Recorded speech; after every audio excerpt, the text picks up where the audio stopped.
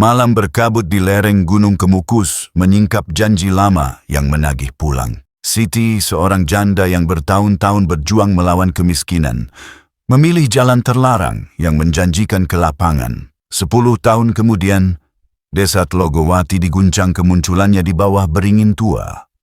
Denting tanpa sumber, sendang yang memantulkan wajah lain, dan halaman kosong di buku catatan Siti, semuanya mengarah pada satu kata yang harus diucap, pulang. Kabut turun sebelum azan subuh. Hening seperti kain tipis yang menutup mata orang yang baru saja bangun. Di lereng Gunung Kemukus, suara jangkrik berhenti seolah ada yang menyuruhnya diam. Pohon beringin tua di dekat sendang berdiri seperti gerbang yang tidak pernah menutup, dan di bawahnya air memantulkan cahaya redup bulan yang terlambat tenggelam. Di sana, seorang pemuda desa bernama Ranu menunduk sambil membawa lampu minyak. Wajahnya pucat karena berita yang baru saja didengarnya. Ada yang melihat bayang perempuan melintas di antara akar beringin. Langkahnya tidak menyentuh tanah, kepalanya seolah miring menatap air. Ranu menahan napas ketika bayang itu berhenti. Ia melihat wajah yang dikenalnya dari foto lama di ruang kepala dusun. Siti. Janda yang dulu mendadak kaya, lalu tiba-tiba lenyap dari pergaulan. Orang-orang mengingatnya dalam gumam. Perempuan itu pernah memohon keselamatan di lereng yang sama, di bawah beringin yang sama, pada malam yang juga dibalut kabut seperti ini. Kini, seolah waktu digulung, sosoknya kembali. Rambutnya kusut menutupi sebagian pipi. Mata itu tidak memandang Ranu, melainkan menatap puncak gunung yang tertutup awan. Bibirnya bergerak menyebut kata yang tidak terbaca. Lampu minyak di tangan Ranu bergetar, nyalanya menciut seperti takut. Dalam detik yang terasa panjang, angin yang tadi tidak ada tiba-tiba menyentuh daun beringin. Bunyi gemerisik menyerupai bisik klasik yang berulang. Kembali. Kembalikan. Ranu menelan ludah. Ia tahu kisah lama yang diceritakan para orang tua, tentang perjanjian yang tidak pernah selesai. Tentang doa yang dijawab dengan harga yang melampaui nalar. Ia mundur selangkah, lalu satu langkah lagi, tapi suaranya sendiri tertinggal di tepi sendang ketika bayang perempuan itu mengangkat tangan. Ada sesuatu yang mengalir dari jari-jari yang pucat, bukan air, bukan juga cahaya. Kabut mengental. Ranu merasakan dingin yang tidak wajar merayap dari pergelangan kaki hingga tengkuk. Dan sebelum ia sempat berbalik, sebuah pertanyaan menggantung di udara seperti lonceng kecil yang dipukul pelan. Apa yang sebenarnya diminta gunung ini sebagai imbalan? Desa itu bernama Tlogowati. Rumah-rumah panggung berdiri di antara kebun jati dan ladang singkong. Siang hari, anak-anak berlari di jalan tanah yang memerah jika kena hujan, sedangkan malam hari semua pintu ditutup lebih awal. Bukan karena takut pada manusia, melainkan pada cerita yang tidak pernah hilang dari ingatan. Gunung Kemukus di kejauhan tampak seperti punggung hewan purba yang sedang tidur. Orang-orang percaya, di lereng-lerengnya ada jalur yang tidak tampak di peta, jalan khusus untuk janji-janji yang tidak boleh diingkari. Siti lahir dari keluarga yang sederhana. Ayahnya penebang kayu yang jarang pulang karena harus menyusuri hutan mencari batang yang legal dibeli pengepul. Ibunya penjual jenang keliling yang tahu semua kabar dari lorong-lorong kampung. Siti tumbuh menjadi perempuan yang cekatan. Setelah menikah muda, ia menetap di rumah suaminya di pinggir desa. Musim berganti. Suami Siti jatuh sakit. Pekerjaan berhenti, dan utang menumpuk seperti batu bata yang disusun tanpa pintu. Ketika Siti kehilangan suami, ia mewarisi bukan hanya kesepian, tetapi juga tumpukan kewajiban yang terus meminta jawaban. Di pasar, Siti berdagang apa saja. Pagi menjual sayur, siang menjual nasi bungkus, malam menjahit pakaian bekas. Namun uang selalu kalah cepat dibanding kebutuhan. Ibu Siti berkata agar ia bersabar. Kepala dusun menyarankan agar Siti mengajukan bantuan. Tetangga memberi pinjaman kecil-kecil yang harus dikembalikan sebelum panen berikutnya. Siti mencoba tersenyum, tetapi matanya mengkhianati badai yang lama sekali disimpannya. Ia tidak takut pada lapar sebatas tubuh. Ia lebih takut pada laparnya orang-orang yang bergantung padanya. Keponakan-keponakan yang sekolah dengan seragam tipis. Ibunya yang mulai gampang pusing. Atap rumah yang bocor dan ember-ember yang berderet setiap hujan turun. Di warung kopi, kabar bergerak lebih cepat dari burung. Ada yang berbisik bahwa ada jalan pintas. Jalan itu tidak dicetak dalam lembar proposal. Jalan itu tidak meminta tanda tangan pejabat. Jalan itu meminta sesuatu yang hanya orang-orang dewasa paham artinya. Pesugihan. Kata yang diucapkan setengah suara, seolah setiap hurufnya bisa memanggil sesuatu dari bawah tanah. Ada yang menyebut nama tempat, lereng Kemukus. Ada yang menyebut malam tertentu ketika kabut selalu datang tepat waktu. Ada yang menyebut penjaga yang tidak nampak tetapi memilih orang yang benar-benar putus asa. Siti menganggapnya gosip pada awalnya. Ia masih percaya bahwa usaha akan berbuah. Namun saat ibunya jatuh sakit dan biaya obat melampaui kemampuan, Siti mulai mendengar bisik yang berbeda. Bukan dari tetangga atau pelanggan. Seperti suara lama yang muncul dari sela-sela daun jati saat angin lewat. Suara yang menawarkan jalan yang tidak boleh diceritakan. Malam itu Siti duduk di belakang rumahnya, memandangi langit yang koyak oleh bintang. Ia menutup mata, menyebut nama Tuhannya, lalu bertanya pada nasib mengapa ia dipilih untuk menelan hari-hari seperti batu. Ketika ia membuka mata, seekor burung hantu melintas rendah. Aneh, karena burung itu biasanya menjerit. Malam itu ia tidak bersuara, hanya menoleh sekali sebelum menghilang ke kegelapan. Hari-hari berikutnya membawa Siti pada perjumpaan dengan orang-orang yang dulu tidak pernah ia perhatikan. Seorang perempuan tua yang menjual dupa di pinggir pasar memberinya kalimat-kalimat yang tidak selesai. Jangan menatap puncak terlalu lama. Jangan menjawab panggilan dari air. Jangan membawa niat yang ragu-ragu. Siti tidak mengerti, tetapi ia menyimpan kalimat itu seperti menyimpan jarum. Sakit saat dipegang, tetapi berguna saat dibutuhkan. Ranu yang melihat bayang di sendang pada pagi di awal cerita adalah cucu dari seorang juru kunci kecil di desa. Ia mengingat Siti sebagai tetangga yang selalu menyapa. Ketika Siti menghilang dari pergaulan bertahun-tahun lalu, ia hanya tahu bahwa Siti sedang sibuk menata hidup. Tiba-tiba, Siti muncul dengan usaha warung yang ramai, pakaian yang lebih rapi, dan senyum yang tampak tenang, namun tidak sampai ke mata. Orang-orang mengira Tuhan akhirnya membalas sabar. Namun di malam-malam tertentu, lampu di rumah Siti tidak pernah padam. Ada suara langkah yang tidak cocok dengan jumlah penghuni. Ada aroma kemenyan yang tertiup angin hingga halaman tetangga. Gunung Kemukus memendam rahasia. Di balik pohon jati yang tampak sama, sesekali ada bau anyir yang bukan berasal dari tanah basah. Di dekat sendang, batu hitam yang licin oleh lumut menyimpan goresan kecil, seperti tulisan orang yang tangannya gemetar. Anak-anak dilarang bermain di sana saat sore mulai menua. Orang tua melarang menyebut nama-nama tertentu. Kepala dusun menyimpan kotak kayu berisi benda-benda yang ditemukan warga ketika musim tertentu datang. Kain putih sobek, kalung kecil dari kayu, potongan gelang logam. Tidak ada yang mengaku memilikinya, tetapi tidak ada yang berani membuangnya. Di tengah ikhtiar dan kepasrahan, Siti akhirnya menginjakkan kaki ke lereng yang disebut dalam banyak bisik. Ia tidak datang ditemani, tidak pula berpamitan, hanya membawa selembar doa yang baginya telah lama basah oleh air mata. Malam itu gerimis turun, kabut mengelus kening beringin. Siti berdiri sendiri, merasa dilihat oleh 1000 mata yang tidak tampak. Ia teringat pada mimpi yang berulang selama berminggu-minggu. Dalam mimpi itu, ada suara yang menawarkan keseimbangan serupa timbangan yang tidak adil. Kebercukupan untuk keluargamu dengan bayaran yang akan kamu pahami nanti. Siti menggigil. bukan karena dingin, tetapi karena kata nanti yang terdengar sangat dekat. Waktu berjalan seperti ular yang bersembunyi di semak.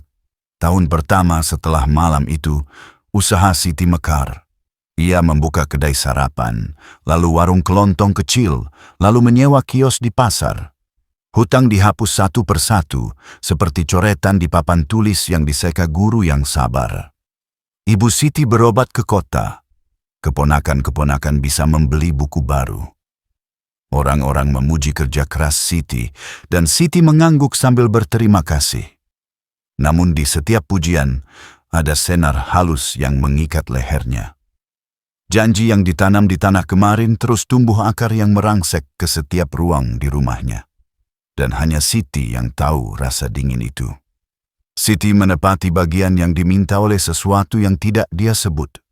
Caranya tidak diceritakan pada siapapun.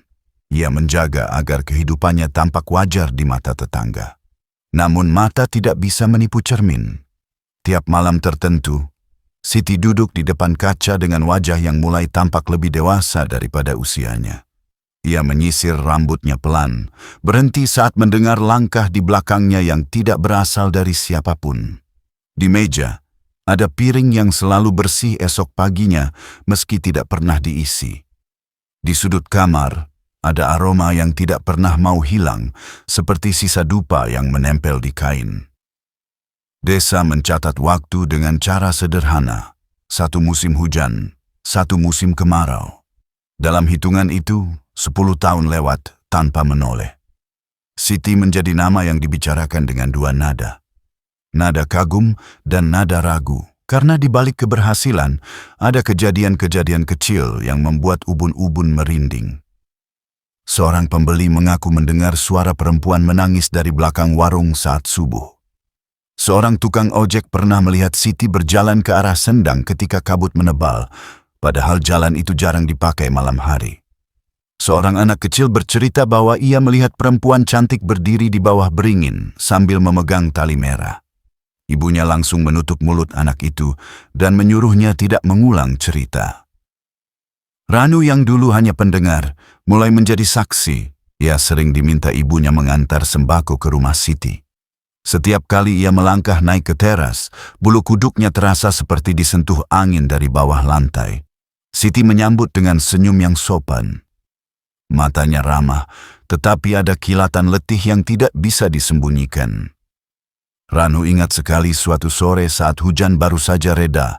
Siti menatap jauh ke kebun belakang seolah ada yang memanggil namanya.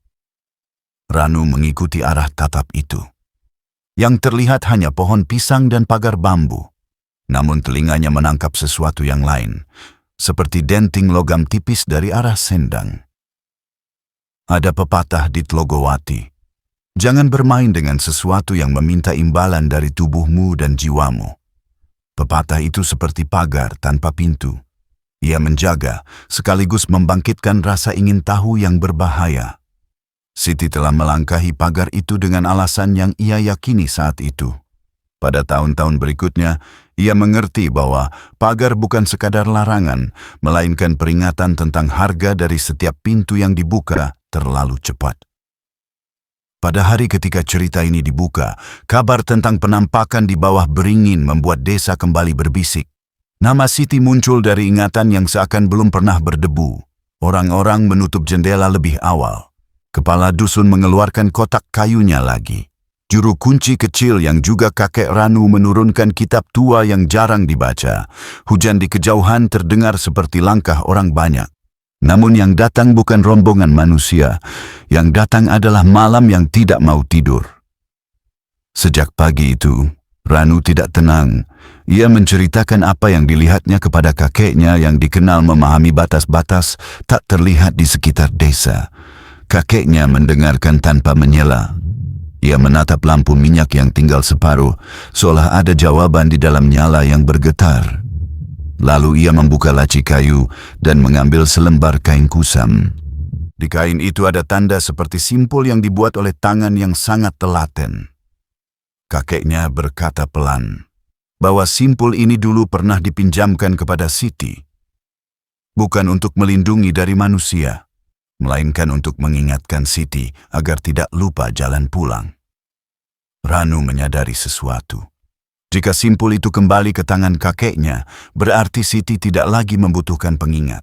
Atau, yang lebih mengerikan, Siti sudah tidak mungkin pulang. Ranu meminta penjelasan, tetapi kakeknya hanya menyuruhnya menunggu malam. Ada hal-hal yang tidak akan mengizinkan dirinya diceritakan pada siang hari. Ranu pulang dengan kepala yang terasa lebih berat. Di jalan, ia melewati rumah Siti. Pintu tertutup.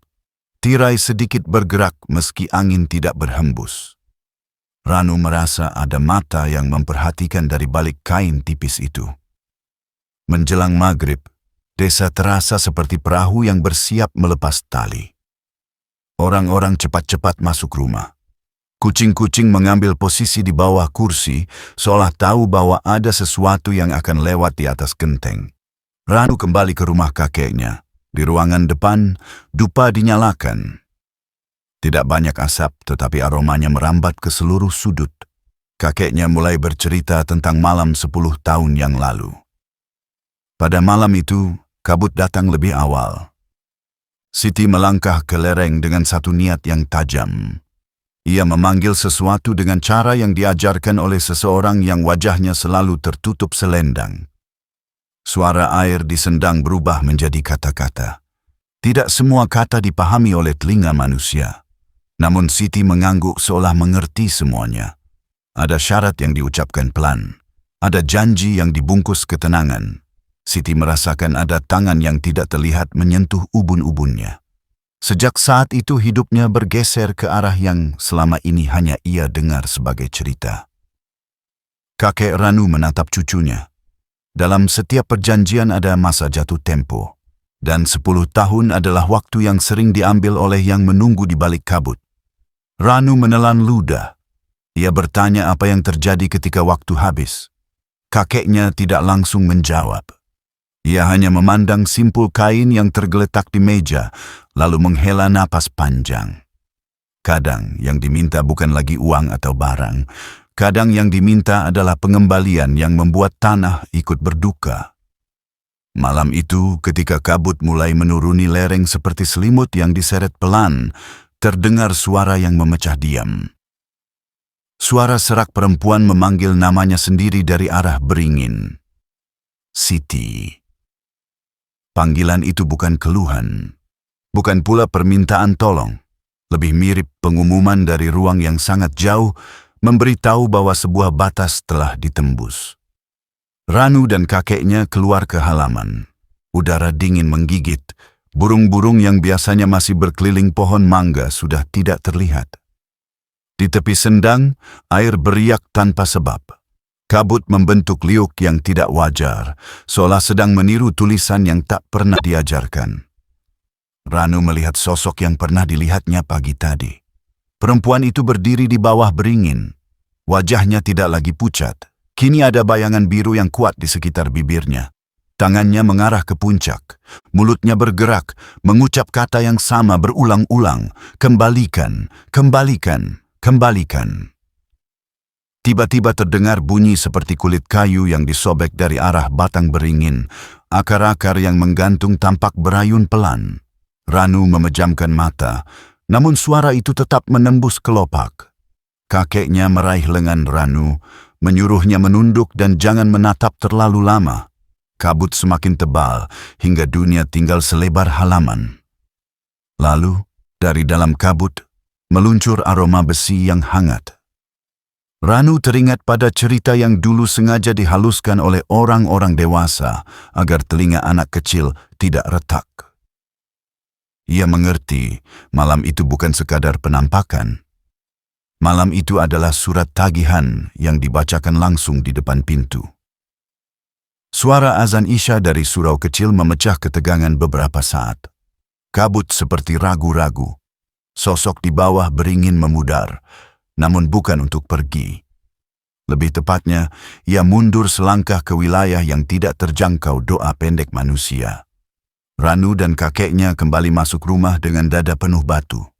Kakeknya duduk dan menutup wajah dengan kedua telapak tangan. Ia berkata lirih bahwa jika sosok itu sudah mulai menyebut kata kembalikan, berarti sesuatu akan diminta dari desa. Tidak selalu satu orang, tidak selalu satu benda, namun pasti ada. Pagi berikutnya, berita menyebar. Di kebun belakang rumah Siti, yang kini dihuni adik sepupunya, ditemukan tali tua yang tergantung di dahan beringin kecil yang tumbuh liar. Di bawahnya, tanah becek seperti habis menahan berat badan. Tidak ada tubuh, tidak ada jejak kaki, hanya basah yang memancar bau yang tidak dikenal. Kepala dusun datang, mencatat dengan tangan gemetar. Orang-orang berkerumun namun menjaga jarak. Di udara, pertanyaan melayang. Apa yang sebenarnya terjadi di 10 tahun lalu? Dan mengapa sekarang semua tampak seperti diulang, tetapi dengan nada yang lebih keras? Hari itu tidak ada ayam berkokok sampai matahari naik setinggi bambu. Udara di desa terasa seolah seseorang membuka pintu kulkas besar, lalu lupa menutupnya. Orang-orang bekerja, tetapi sorot mata mereka tetap mengarah ke lereng. Di pasar, ada yang menabur garam di depan kiosnya. Di sekolah dasar, guru agama memimpin doa lebih lama dari biasanya. Di warung Siti yang kini dikelola sepupunya, satu panci kuah dibiarkan mendidih pelan tanpa ada yang menyentuhnya. Anak kecil yang biasanya jayus mendadak kalem, karena ibu-ibu mereka membawa pulang cerita yang terlalu berat untuk ditaruh di meja makan. Ranu berusaha menjalani harinya seperti biasa. Ia membantu kakeknya memperbaiki pagar bambu. Namun setiap bambu ditancapkan ke tanah, ada bunyi tak enak di telinga. Seperti tanah menolak paku.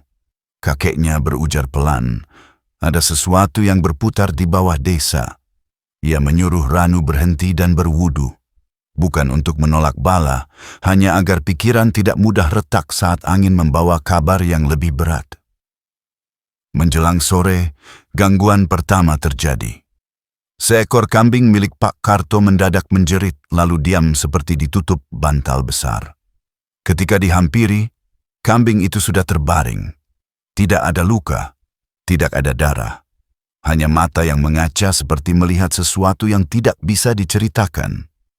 Pak Karto berusaha mengangkat kambing itu sendirian, tetapi kakinya tersandung dan ia jatuh telentang.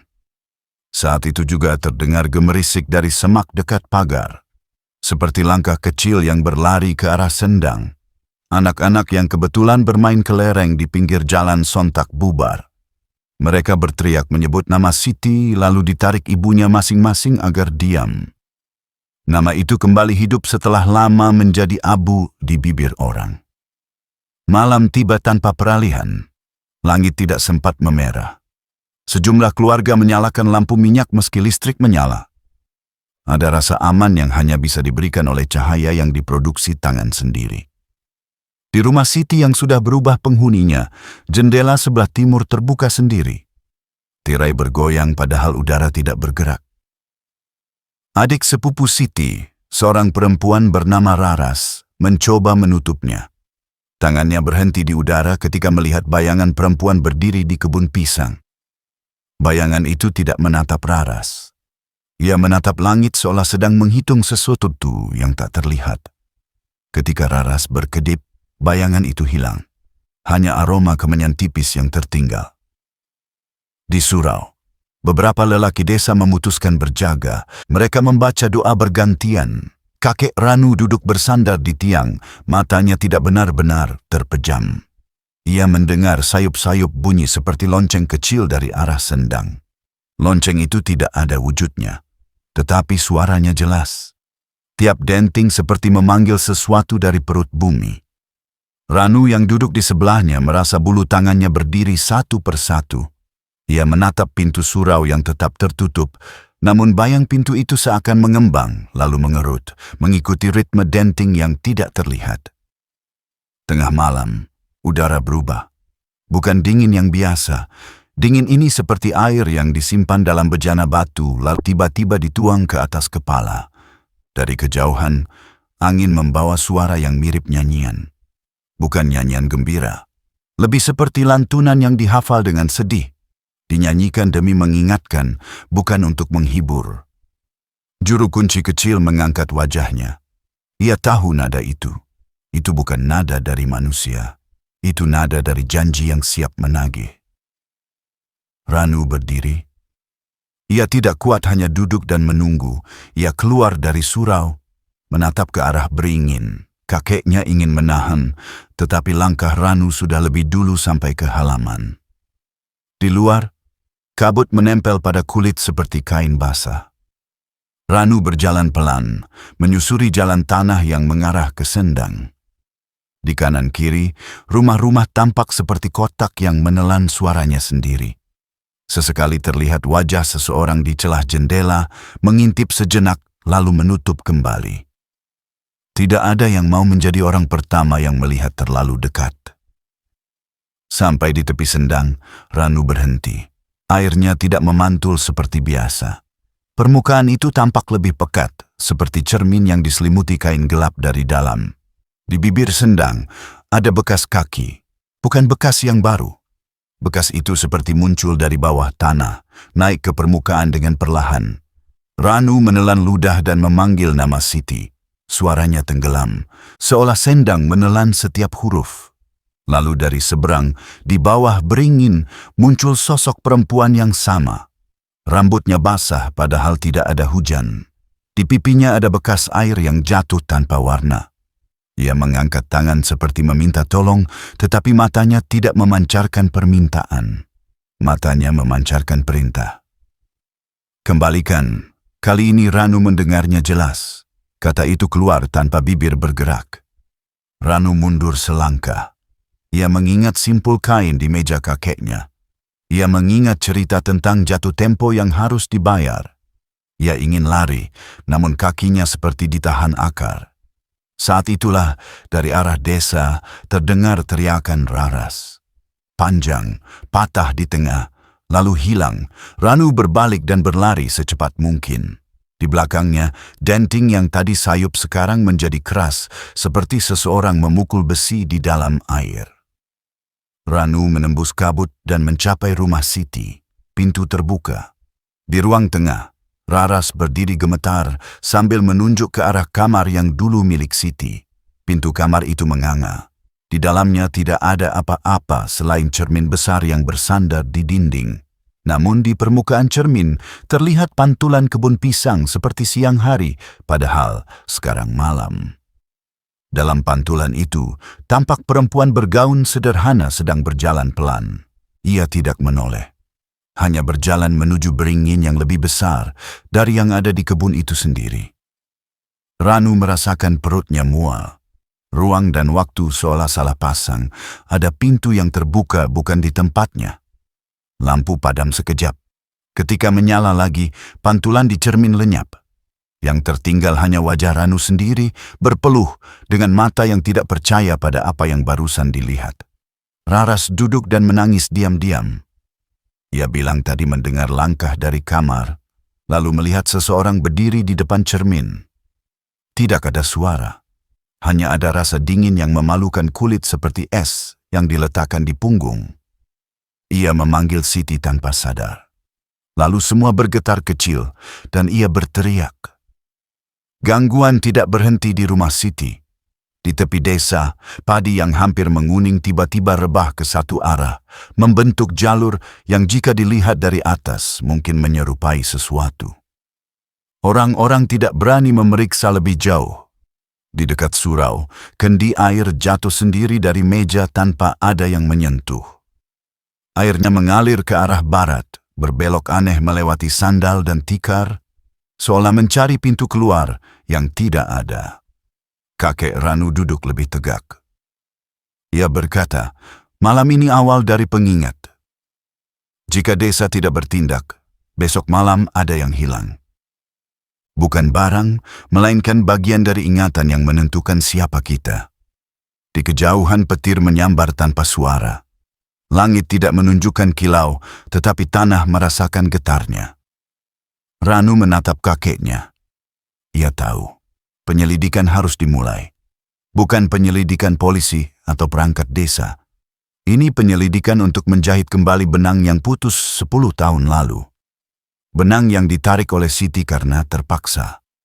Benang yang sekarang menjerat bukan hanya dia, melainkan semua yang tinggal di bawah bayang gunung itu.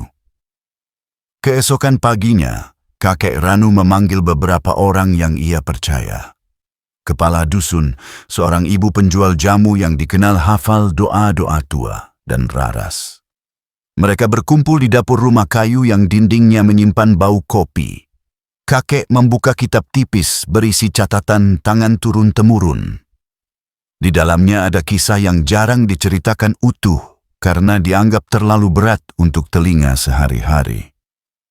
Dulu, jauh sebelum Siti lahir, lereng Kemukus menjadi tempat orang memohon kelapangan rezeki. Ada ritual yang dilakukan di bawah beringin di dekat air yang tidak pernah kering. Sebagian ritual itu wajar. Sedekah, doa, dan nazar sederhana. Namun di masa-masa tertentu, saat musim paceklik menekan seperti batu di dada, ada ritual yang melenceng dari ajaran. Orang-orang datang bukan hanya dengan doa, tetapi dengan kesepakatan yang menyertakan kehormatan diri. Mereka percaya memberi diri pada malam tertentu akan membuka pintu yang tidak terbuka di siang hari. Perjanjian itu licin. Di awal terlihat mudah, di akhir menuntut yang tidak terpikirkan. Siti masuk ke alur itu ketika hari-harinya benar-benar gelap. Catatan kakek menyebutkan ada seorang perantara yang membisikkan jalan dan menuntun ke tepi sendang. Perantara itu selalu berganti wajah, namun cirinya sama. Ia tidak pernah menatap mata orang yang dibawanya. Ia hanya mengucap kalimat yang melengkung seperti jalan setapak di musim hujan. Jangan menoleh saat dipanggil, jangan mengaku saat ditanya.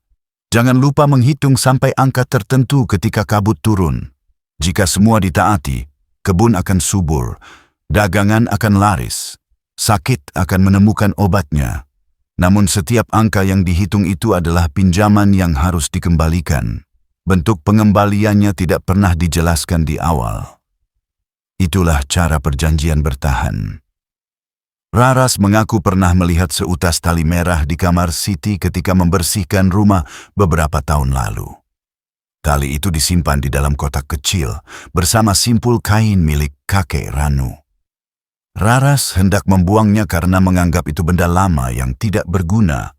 Namun tangan Raras mengurungkan gerak karena tiba-tiba merinding.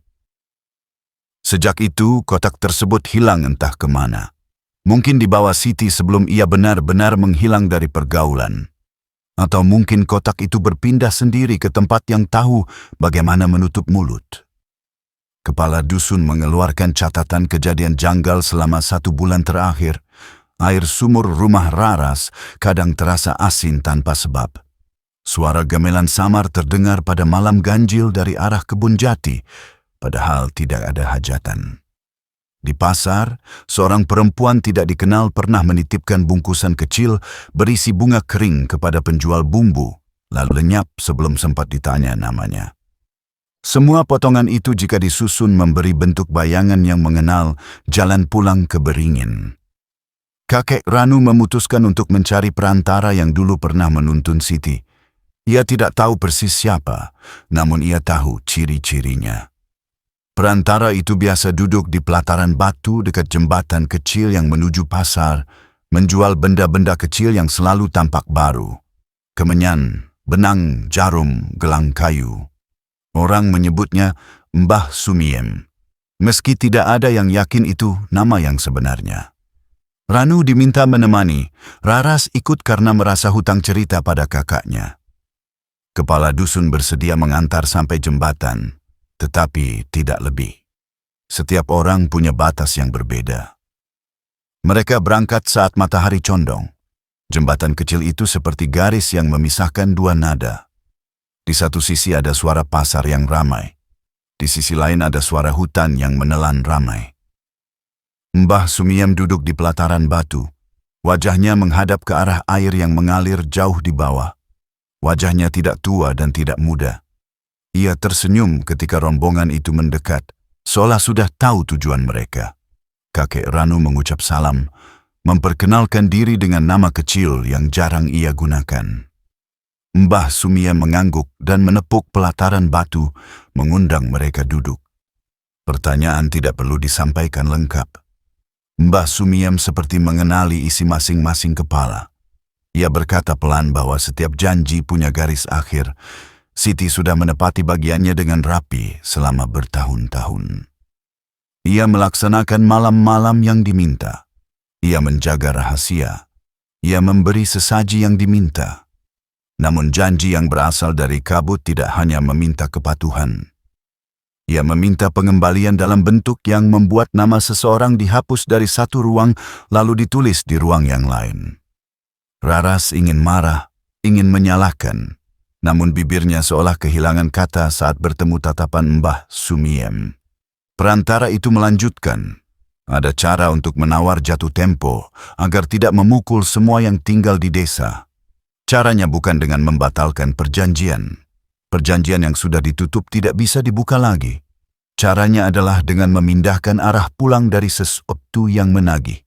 Ibarat orang yang tersesat, ia akan berhenti mengejar jika nama jalan yang ia kenal diganti. Itu bukan sepenuhnya penyelamatan, itu penundaan yang memberi waktu. Dan waktu adalah satu-satunya yang bisa dipakai manusia untuk meminta ampun. Kakek Ranu bertanya apa yang harus dilakukan. Mbah Sumiem menyebut 3 benda yang harus dikumpulkan. Simpul kain milik kakek yang sudah kembali. Tali merah yang pernah disimpan Siti, dan sesuatu yang belum pernah disentuh Siti tapi melekat pada hidupnya. Raras tertegun. Ia ingat sebuah buku catatan kecil yang selalu dibawa Siti kemana-mana. Buku itu tidak pernah dibuka di depan orang lain. Raras menemukannya setelah Siti pergi. Buku itu berisi daftar barang dagangan, catatan kecil doa, dan 1 halaman yang selalu kosong setiap ia membukanya. Halaman kosong itu mungkin menyimpan sesuatu yang tidak mau dilihat siang hari. Mbah Sumiem menutup obrolan dengan kalimat yang membuat udara di bawah jembatan beriak. Jika malam nanti kabut turun dan denting terdengar lagi, jangan menatap beringin dari jarak dekat. Bawa 3 benda itu ke tepi sendang. Taruh berurutan, jangan berdoa dengan suara keras. Cukup ucapkan bahwa Siti sudah pulang. Tidak usah jelaskan pulang kemana. Jika beruntung, yang menagih akan kebingungan dan mengikuti arah lain. Jika tidak, besok pagi ada nama yang hilang dari daftar warga. Bukan karena pergi, tetapi karena lupa bahwa ia pernah ada. Rombongan pulang dengan dada seperti memikul batu. Ranu menggenggam simpul kain. Raras berlari kecil ke rumah untuk mencari buku dan tali. Kepala dusun menutup jendela balai desa lebih awal. Matahari tenggelam seperti lampu yang dimatikan bukan oleh manusia. Desa memegang napas. Malam berjalan dari tepi hutan ke halaman rumah satu persatu. Dan di atas semua itu, Gunung Kemukus tetap tampak seperti punggung hewan purba yang tidur dengan mata terbuka. Kabut datang tanpa suara. Dupa yang dinyalakan di surau padam sendiri, lalu menyala lagi seakan ada tangan yang meniup dan menyalakan pada jeda yang tepat. Ranu, kakeknya dan Raras berjalan menuju sendang. Di tangan Raras ada buku catatan yang dibungkus kain. Di saku Ranu ada simpul kain. Di genggaman Raras yang lain, tali merah yang akhirnya ditemukan di dasar lemari, terikat pada paku kecil. Langkah mereka pelan. Tidak karena ragu tetapi karena tanah seperti menahan. Setiap injakan berbunyi pekat. Di tepi sendang, dunia terasa menyempit. Pohon beringin yang biasanya tampak jauh kini seperti berpindah mendekat. Akar-akarnya menyentuh permukaan air, membuat lingkaran kecil yang terus melebar. Denting terdengar lagi. Tidak lagi seperti alat musik, lebih seperti jam yang menandai waktu, namun jarumnya berputar ke arah yang salah. Kakek Ranu memberi isyarat agar 2 anak muda itu berhenti di batas yang ia kenal aman. Raras meletakkan buku dengan tangan bergetar. Ia menaruhnya di rumput kering yang seolah mendesis saat menyentuh sampul. Ranu mengeluarkan simpul kain dan meletakkannya di sebelah buku. Tali merah menyusul diletakkan paling luar, Mereka tidak berdoa keras, hanya bergerak dan bernapas. Kabut menyentuh dahi mereka seperti tangan dingin. Lalu sesuatu terjadi pada buku. Halaman yang selalu kosong itu terbuka oleh angin yang tidak datang dari mana-mana. Di sana, sebelum mata manusia sempat mencari makna, muncul tulisan tipis seperti bekas air. Pulang. Sosok perempuan di bawah beringin muncul lagi. Kali ini ia tampak lebih jelas dari malam-malam sebelumnya. Wajahnya bersih seperti baru selesai menangis lama sekali hingga tidak ada air mata yang tersisa. Matanya memandang bukan kepada 3 benda itu. Matanya memandang menembus mereka ke arah desa, seolah rindu pada suara ayam dan bunyi panci pagi hari. Raras menahan napas, pipinya basah tanpa ia sadari. Siti mengangkat tangan. Denting berhenti. Dalam hening yang tiba-tiba, suara lain masuk, suara air yang mengalah. Permukaan sendang berdenyut seperti jantung yang memutuskan untuk kembali berdetak setelah sempat lupa caranya. Akar beringin tidak lagi berayun. Kabut sedikit menyingkap. Ranu merasakan tubuhnya terasa lebih ringan sedetik. Ia berharap semua selesai. Namun harapan di malam seperti ini jarang diberi gratis. Dari arah balik beringin muncul bayang hitam. Bukan sosok manusia, bukan hewan, lebih seperti lubang yang bergerak menelan cahaya di sekitarnya. Lubang itu berhenti di belakang Siti, udara menurun beberapa derajat. Kakek Ranu bergerak setapak ke depan. Ia tahu yang datang bukan sekadar penagih. Itu penjaga jalan yang memastikan janji tidak diingkari. Siti menoleh sedikit pertama kali sejak menampakkan diri. Ia menatap Ranu, Raras, dan kakeknya dalam satu pandang. Ada ucapan terima kasih yang tidak bisa menemukan kata. Lalu ia menunduk, seolah mengizinkan sesuk itu lewat. Bayang hitam itu merayap, mencium 3 benda di tanah, lalu berhenti di tali merah. Tali itu bergetar tanpa ada tangan. Muncul suara seperti kain disobek halus. Raras menutup mulut agar tidak menjerit. Kakek Ranu menunduk dan berbisik, "Pulang." Ucapannya seolah menjadi kunci yang pas pada lubang yang selama ini tidak terlihat. Buku catatan menutup sendiri. Simpul kain melonggar dan berubah menjadi lembaran yang lebih halus. Tali merah memudar warnanya hingga menjadi putih pucat. Bayang hitam itu mengecil, seolah kehabisan arah. Ia bergerak ke kanan, ke kiri, seperti orang yang kehilangan alamat. Lalu ia mundur pelan, terlepas dari sosok Siti dan menghilang ke dalam kabut seolah ditarik oleh tangan yang lebih kuat dari malam. Siti berdiri sendirian di bawah beringin, matanya memejam. Bibirnya bergerak pelan. Tidak ada yang mendengar kata-kata yang dikatakannya, tetapi semua merasakan efeknya. Dingin mereda. Denting tidak kembali, kabut menipis. Siti membuka mata lagi. Ia tersenyum kecil kepada Raras, lalu kepada Ranu, lalu kepada kakek yang tetap tegak. Senyum itu bukan senyum kembali hidup. Senyum itu adalah salam perpisahan yang tidak menyakitkan. 1 detik kemudian, sosoknya memudar seperti buih yang menyatu dengan air. Di bawah beringin, hanya ada bayang samar pada tanah basah, seperti bekas seseorang yang baru saja berdiri lama. Raras jatuh berlutut. Ranu memegang bahunya. Kakek Ranu menunduk sangat lama. Mereka tidak bersorak.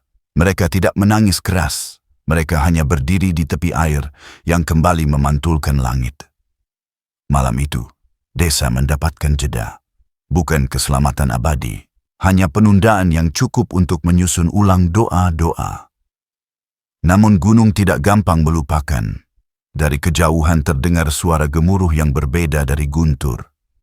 Seperti batu besar yang digulingkan di dalam perut bumi. Kakek Ranu menatap puncak yang tertutup awan. Ia tahu cerita belum selesai. Yang diminta mungkin telah dialihkan arahnya, tetapi jalan yang dibuka 10 tahun lalu masih terhubung. Selama masih ada orang yang putus asa dan kabut yang datang tepat waktu, pintu itu akan selalu punya tamu. 2 hari setelah malam itu, Desa mencoba kembali ke ritme lama. Namun saat matahari condong, kabar baru datang. Seorang pedagang rempah dari kampung sebelah menghilang di jalan setapak antara kebun jati dan sendang. Ia terakhir terlihat membawa bakul kecil berisi bunga kering. Orang-orang mengira ia pulang lewat jalan lain, hingga seorang penggembala menemukan bakulnya tergeletak di dekat batu hitam, kosong, tanpa jejak kaki di sekitarnya. Kabut siang yang jarang terjadi turun tipis seperti sapu tangan. Kepala dusun mengumpulkan warga, melarang siapapun mendekati sendang hingga keputusan diambil. Ranu merasa ada kait, bukan karena ingin menjadi pahlawan, melainkan karena ia merasa sudah terlanjur masuk ke halaman rumah cerita ini dan tidak pantas keluar lewat jendela. Ia berbicara dengan kakeknya. Kakeknya bersedia mendampingi sekali lagi. Mereka memanggil Raras, bukan untuk ikut, melainkan untuk menjaga rumah dan memastikan siapapun yang datang mencari bantuan diarahkan ke surau lebih dulu. Raras mengangguk, memegang buku catatan Siti yang kini selalu ia simpan di dekat dada, seolah lembar kosong di dalamnya bisa menghisap ketakutan jika dipegang erat. Mereka berjalan saat senja seperti bara yang diselimuti abu. Di batang beringin, ada bekas gores yang terlihat baru, seperti kuku yang berusaha memanjat keluar dari mimpi. Ranu memanggil pelan, bukan menyebut nama Siti, tetapi menyebut kata pulang seperti yang diajarkan kakeknya. Air sendang diam, namun di dasar terlihat bayang-bayang yang bergerak seperti rambut yang melambai di bawah arus. Tidak lama, sesuatu muncul ke permukaan. Bukan sosok perempuan, bukan bayang hitam, hanya seikat bunga kering yang tadi hilang dari bakul pedagang rempah. Seikat itu mengapung, lalu bergerak ke arah tepi, berhenti di depan kaki Ranu, seolah dikembalikan oleh tangan yang tidak ingin menambah masalah. Kakek Ranu menarik napas lega setengah, lalu mata tuanya menarik garis ke arah akar beringin. Di sana, tersangkut seutas benang tipis berwarna keperakan, melintang seperti jaring laba-laba yang dipasang sengaja. Ia merunduk. Benang itu bukan benang biasa. Ini benang pengikat yang dipakai orang-orang yang paham cara mengambil rezeki lewat jalan gelap. Artinya, bukan hanya masa lalu Siti yang hidup, ada tangan baru yang bekerja, memancing yang menagih untuk datang lagi. Kakek Ranu menatap Ranu. Mereka tidak lagi hanya menghadapi sisa janji lama. Mereka berhadapan dengan orang yang membuka pintu ulang. Suara langkah terdengar dari balik kabut. Lembut dulu, lalu jelas. Seorang perempuan muncul dari arah kebun. Wajahnya tenang seperti orang yang datang hendak menjemput sesuatu yang tertinggal. Ia mengenakan selendang yang menutup sebagian rambutnya. Tangan kirinya memegang dupa yang belum dinyalakan. Matanya tidak memandang Ranu dan kakeknya. Ia memandang beringin dengan rasa sayang yang seharusnya ditujukan kepada manusia. Ia tersenyum tipis, lalu menaruh dupa di akar dan hendak menyalakannya. Kakek Ranu bersuara, "Jangan." Perempuan itu berhenti, menoleh. Tatapannya jernih tapi dalamnya seperti sumur tua. Ia bertanya pelan mengapa dilarang, padahal ia hanya ingin memulangkan sesuatu yang pernah diambil. Kakek Ranu menjawab dengan suara yang dibesarkan oleh pengalaman. Memulangkan bukan berarti memanggil. Pulangkan dengan cara yang tidak membuka pintu. Perempuan itu mengangkat alis, setengah heran setengah tersenyum. Ia menyebutkan nama yang membuat udara di sekitar mereka mengerut. Nama itu bukan Siti. Nama itu adalah nama yang hanya diucapkan dalam ritual yang tidak mau diakui siang hari. Ranu melangkah selangkah, berdiri di antara perempuan itu dan akar beringin. Ia tidak berteriak. Ia hanya mengucapkan kata yang dipelajari malam sebelumnya. Pulang. Ucapan itu membuat dupa di tangan perempuan bergetar. Perempuan itu menatap Ranu lama sekali, lalu ia menurunkan tangannya dan mundur setapak. "Baik," katanya. Ia akan memulangkan dengan cara yang tidak memanggil. Ia menoleh ke air, mengucapkan kalimat pendek entah dalam bahasa apa. Bunga kering di permukaan sendang bergerak sekali, lalu tenggelam seperti ditarik lembut dari bawah. Kabut menyingkap sedikit. Perempuan itu tersenyum pada kakek Ranu. Ia mengenali simpul kain di saku tua itu. Ia berkata, dulu ia pernah berdiri jauh menyaksikan seorang janda muda berjalan sendiri ke arah beringin dengan mata yang sangat kosong. Ia tidak menuntun. Ia tidak menghalangi. Sejak saat itu, ia bersumpah jika harus menjadi perantara, ia akan menjadi perantara yang menutup pintu, bukan yang membuka. Kakek Ranu menatapnya lebih lama. Kadang, penyesalan melahirkan satpam yang setia. Malam itu berakhir tanpa denting. Di rumah-rumah, orang-orang tidur bukan karena lelah, melainkan karena tubuh selalu meminta haknya meski pikiran masih berjaga. Ranu bermimpi, tapi ia lupa isinya ketika bangun. Yang tersisa hanya rasa bahwa seseorang mengucapkan terima kasih dari balik kaca. Di meja, buku catatan Siti terbuka pada halaman kosong yang kemarin menampilkan kata pulang. Kini halaman itu benar-benar kosong, seperti kertas baru menunggu cerita lain. Raras menyentuhnya perlahan. Ia memutuskan menulis satu kalimat. Akan ku kenangmu sebagai orang yang berjuang terlalu keras pada waktu yang terlalu kejam. Keesokan harinya, pedagang rempah kembali lewat jalan yang sama. Ia bercerita bahwa kemarin ia seperti berjalan di lorong yang tidak berujung meski kaki tidak letih. Ketika menyadari bakulnya hilang, lorong itu menutup sendiri dan ia mendapati dirinya berdiri di depan warungnya tanpa tahu bagaimana. Orang-orang mendengarkan dengan saksama, lalu saling pandang. Mereka sepakat satu hal sederhana. Malam-malam tertentu tetap tidak untuk keluar. Dan nama yang dulu diucapkan separuh suara akan ditaruh lagi di dalam botol, ditutup rapat dan disimpan di lemari tertinggi yang hanya bisa dibuka oleh doa. Musim berganti. Di Tlogowati, waktu diukur oleh panen dan suara azan. Pohon beringin masih berdiri, tetapi tidak ada lagi yang mau berdiri di bawahnya terlalu lama. Sendang kembali jernih. Airnya memantulkan wajah siapapun yang menatap.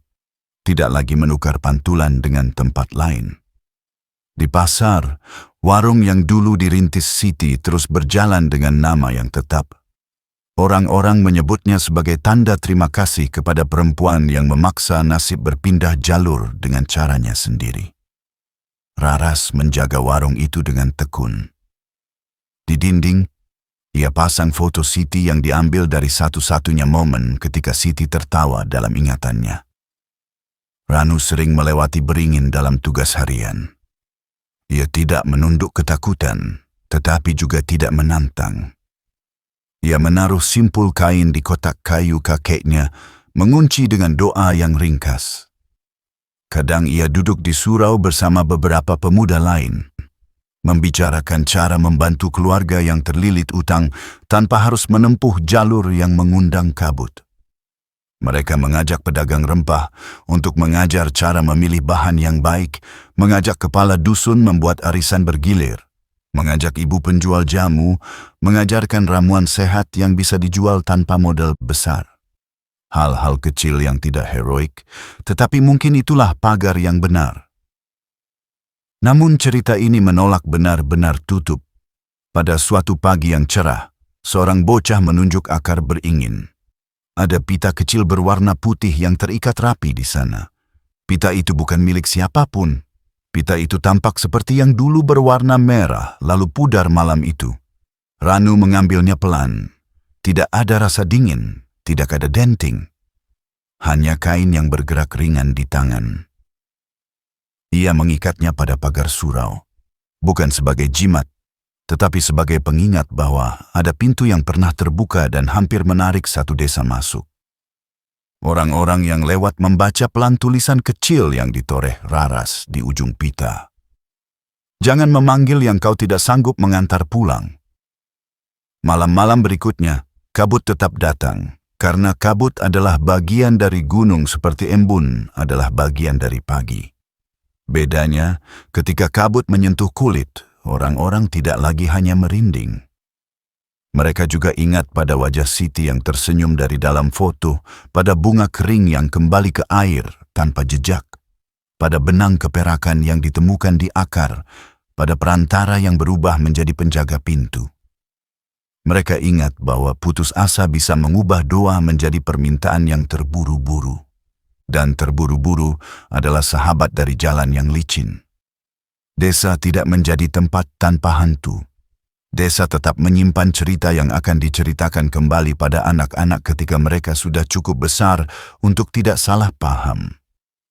Tetapi desa memiliki sesuatu yang dulu tidak sekuat ini.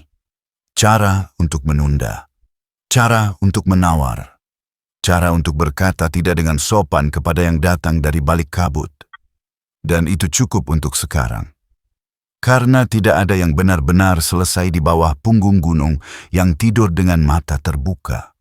Yang ada adalah jeda-jeda panjang yang harus diisi dengan kerja, tawa kecil, dan doa yang tidak berhutang. Pada suatu senja, Raras menutup warung dan berjalan melewati jalan setapak yang mengarah pulang. Ia berhenti sejenak menatap puncak yang tertutup awan. Ia menyebut nama kakaknya dalam hati. Ia tidak memanggil, ia hanya mengantar. Angin kecil lewat, mengangkat ujung rambutnya, seolah ada seseorang yang menepuk bahunya pelan. Di halaman surau, pita putih di pagar bergerak pelan, bukan karena angin, melainkan karena seseorang yang kita tidak perlu melihat sedang lewat dengan damai. Desa menutup pintu satu persatu. Anjing penjaga menggulung tubuhnya. Di dapur-dapur, panci menunggu air untuk esok hari. Dan di jauh sana, Gunung Kemukus memegang rahasianya sedikit lebih longgar malam ini, seperti orang tua yang akhirnya mengizinkan cucunya pulang bermain sedikit lebih larut, karena tahu ia akan tetap kembali tepat waktu. Beberapa tahun berlalu, anak-anak yang dulu dilarang mendekati sendang kini tumbuh menjadi remaja yang gemar memotret kabut. Media sosial memperkenalkan cara baru bercerita. Foto-foto beringin diunggah, sendang dipotret dari berbagai sudut, dan legenda berubah menjadi konten yang mudah disukai. Ranu yang kini membantu sekolah desa mengajar literasi digital, sering mengingatkan agar cerita lama tidak dipotong seenaknya. Ia mengajari murid-muridnya menulis dengan hormat kepada tempat, agar setiap cerita tidak memanggil lebih dari yang mereka sanggup. Suatu sore, seorang mahasiswa dari kota datang. Ia mengaku ingin menulis skripsi tentang mitos di Gunung Kemukus. Namanya Dara. Ia sopan, rajin bertanya, dan tidak meremehkan. Raras menyuguhi teh dan bercerita secukupnya. Dara mendengarkan dengan mata yang jernih. Ia memotret beringin dari kejauhan, mencatat jam kabut turun, dan tidak sekalipun melangkah ke tepi sendang tanpa ditemani warga. Orang kota ini seperti mengerti bahwa beberapa tempat meminta kita mengetuk lebih lama sebelum masuk. Malam terakhir di desa, Dara duduk di teras warung Raras. Mereka berbincang ringan tentang kerja dan usia. Dara memandang foto Siti di dinding. Ia bertanya, apakah boleh menyalakan dupa sebagai bentuk hormat yang biasa ia lakukan ketika meneliti situs tua. Raras ragu sejenak, lalu mengangguk dengan syarat sederhana. Jangan diletakkan di akar beringin. Taruh di batu kecil di halaman warung dan ucapkan terima kasih saja tanpa menyebut nama. Dara tertawa kecil dan menyetujui. Dupa menyala, asapnya tipis, tidak melukai malam. Di kejauhan, kabut belum turun. Dara memejamkan mata sebentar. Ketika membuka, ia melihat sesuatu yang hanya bisa dilihat oleh orang yang datang dengan niat yang bersih. Di kaca warung, bukan wajahnya yang memantul. Ia melihat seorang perempuan bergaun sederhana sedang merapikan tumpukan beras dan gula di rak. Perempuan itu menoleh sekilas dan tersenyum. Senyum yang tidak meminta apapun, hanya menitip salam kepada mereka yang mau bekerja keras meski jalan panjang. Dara menunduk, mematikan dupa, dan tidak menceritakan apapun pada siapapun malam itu. Keesokan harinya, Dara kembali ke kota. Skripsinya selesai dengan judul yang tidak sensasional. Ia menulis tentang bagaimana desa menjaga batas antara tradisi, kebutuhan, dan godaan jalan pintas. Ia menulis bahwa setiap tempat punya cara sendiri untuk menolak lupa, dan Tlogowati memilih cara yang tidak keras, namun tegas. Tulisan itu membuatnya lulus dengan baik. Raras membacanya bertahun kemudian melalui telepon pintar yang dibelinya dari tabungan warung. Ia tersenyum dan menaruh teleponnya di samping buku catatan Siti.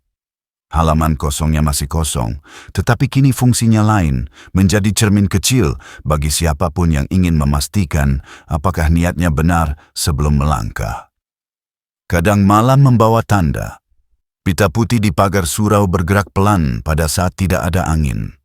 Orang yang melihatnya tidak takut, mereka hanya menunduk sopan sejenak. Di tepi sendang, air tetap memantulkan wajah orang yang menatap. Sesekali terlihat bayang lain yang berdiri sedikit lebih jauh, tersenyum tanpa suara. Tidak semua bayang minta sesuatu. Beberapa hanya ingin memastikan bahwa pintu yang pernah hampir menyeret semua orang kini dijaga dengan baik oleh mereka yang dulu diselamatkan. Dan jika suatu saat kabut datang lebih tebal daripada biasa, denting terdengar sedikit lebih jelas, desa sudah menyiapkan jawabannya. Pulang. Kata yang pendek, namun panjang riwayatnya. Kata yang menutup pintu dengan cara yang tidak memalukan siapapun. Kata yang diajarkan oleh seorang janda yang memenangkan waktu dengan mengorbankan ketenangan sendiri. Kata yang sekarang diwariskan sebagai pagar paling sederhana, namun paling sulit dilompati oleh yang datang dari balik kabut.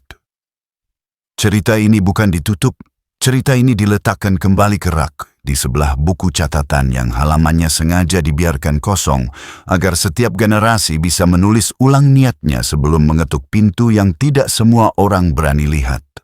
Jika kamu lewat di Tlogowati dan melihat beringin berdiri menatap sendang, menunduklah sejenak. Ucapkan terima kasih kepada yang menjaga jalan kembali. Lalu lanjutkan perjalananmu dengan langkah yang tidak tergesa, karena tergesa adalah cara kabut memberitahu bahwa ia sedang dekat.